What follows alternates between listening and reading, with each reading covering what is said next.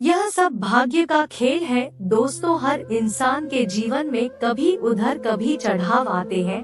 उसी तरह दयाराम सेठ जी किसी जमाने में बहुत अमीर हुआ करता था और वह खूब दान धर्म और पुण्य भी किया करता था, लेकिन समय पलटा और वह धीरे धीरे अपना धन खोता गया और आखिरकार आज इस हालत में पहुंच गया कि लोग उसे गरीब सेठ के नाम से जानने लगे। लेकिन वह कहते हैं ना कि अच्छे कर्मों का फल देर सवेर ही सही मिलता जरूर है। ऐसा ही कुछ इस गरीब सेठ के साथ भी होने वाला था। जिस गांव में यह सेठ रहा करता था वहां पर एक बार राजा के लोगों ने ऐलान किया कि जिसने भी अच्छे काम किए हैं वह अपने अच्छे काम गिनवा कर राजा से उसके बदले में जो भी राजा से इनाम लेकर जाए। इस ऐलान को सेठ की पत्नी ने सुन लिया। सेठ की पत्नी बहुत खुश हो गई क्योंकि वह जानती थी कि अपने अच्छे दिनों में सेठ ने अनगिनत पुण्य के काम किए। यह बात जब पत्नी ने सेठ को बताई तो सेठ भी खुश हो गया और बोला, अगर ऐसा है तो फिर हमें बहुत बड़ा इनाम मिलना चाहिए क्योंकि हमारे अच्छे कामों की सूची बहुत बड़ी है। अगले दिन सेठ सुबह सुबह 4 रोटियां बांधकर राजा की महल की तरफ चल पड़ा। सेठ के घर से राजा का महल काफी दूर था, सफर लंबा था। आधे रास्ते में पहुंचने के बाद सेठ काफी थक गया। सेठ एक पेड़ की छांव के नीचे बैठकर आराम करने लगा और वहीं पर अपने साथ लाई रोटियां खाने की सोचने लगा। सेठ खाने की सोच ही रहा था कि तभी वहां पर उसके सामने एक गाय और उसके 2 बछड़े आए। सेठ के हाथों में रोटियां देखकर गाय और उसके बछड़े उसके सामने ही आकर खड़े हो गए और उनके हाव भाव से सेठ ने समझ लिया कि वह भूखी है और सेठ से खाना मांग रही है। अपने अच्छे दिनों में सेठ के पास काफी गाय थी, इसलिए गायों का व्यवहार सेठ अच्छे से जानता था।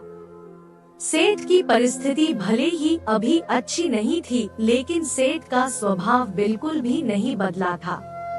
वह पहले से ही परोपकारी था, इसलिए उसको गाय पर दया आ गई और उसने अपने साथ बांधकर लाई रोटियों में से 2 रोटियां गाय को खिला दी। कुछ ही क्षण में 2 रोटियां खाने के बाद गाय फिर से सेठ की तरफ देखने लगी तो सेठ के मन में विचार आया कि यह गाय ज्यादा भूखी लगती है। बेचारी को 2 बच्चों को दूध भी पिलाना होता है, इन 2 रोटियों से उसका क्या होगा। सेठ ने उसके पास बची बाकी की 2 रोटियां भी गाय को खिला दी। पास वाले तालाब से सिर्फ पानी पीकर सेठ अपने सफर में आगे बढ़ गया। राजा के दरबार में जब सेठ पहुंचा तो राजा ने पूरे दरबार के सामने सेठ से उसका नाम पूछा और अपने अच्छे कर्मों के बारे में बताने के लिए कहा। सेठ ने राजा को प्रणाम किया और अपने कामों के बारे में बताना शुरू किया। सेठ ने कहा, महाराज मैंने कई भूखों को खाना खिलाया है, कई मंदिरों में दान दिया है, कई निराश्रित लोगों को आश्रय दिया है, कई तीर्थ स्थानों की यात्रा की है, सैकड़ों साधु संतों की सेवा की है।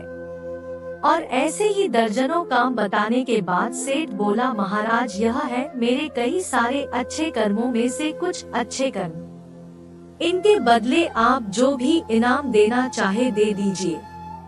थोड़ी देर सोचने के बाद राजा बोला, अगर तुम्हारे कुछ और अच्छे कर्म है तो वह बताओ, क्योंकि अब तक तुमने जो मुझे बताए हैं उन्हें मैं अच्छे कर्म की श्रेणी में नहीं गिनता। सेठ को राजा की बात सुनकर बड़ा आश्चर्य हुआ।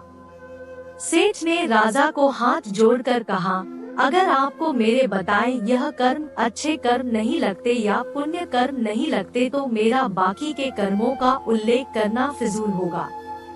आप मुझे इजाजत दीजिए, मैं वापस जाता हूँ। सेठ दरबार छोड़कर जाने लगा। तब राजा के दरबारियों में से एक ने राजा के पास जाकर कुछ कहा, जिसे सुनने के बाद राजा ने सेठ को वापस दरबार में बुलाया। राजा बोला, तुमने अपने आज किए अच्छे काम के बारे में तो बताया ही नहीं। सेठ बोला, महाराज आज मैंने कोई अच्छा काम किया ही नहीं, फिर मैं आपको कैसे बताऊं। राजा ने उसी दरबारी को खड़े होकर सारी घटना बताने के लिए कहा जिसने राजा को उसके बारे में बताया था।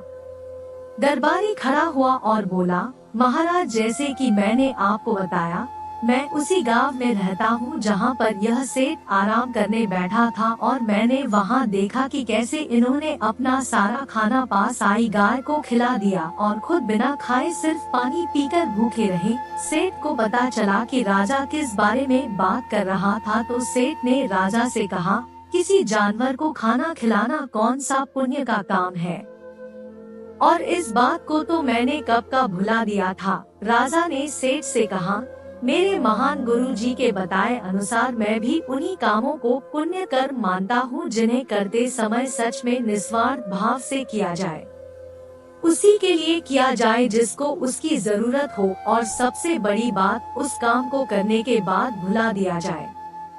यही कारण है कि आज तुमने जो काम किया वह तुम्हारे किए गए आज तक के सभी कामों में सबसे उत्तम और सर्वश्रेष्ठ था, जिसके लिए तुम सच में इनाम के हकदार हो। राजा ने सेठ को बहुत बड़ा इनाम दिया, जिसे पाकर सेठ की आर्थिक परिस्थिति फिर से पहले जैसी हो गई और सेठ और सेठानी ने अब अपना पूरा जीवन निस्वार्थ भाव से अच्छे कर्म करने में लगा दिया।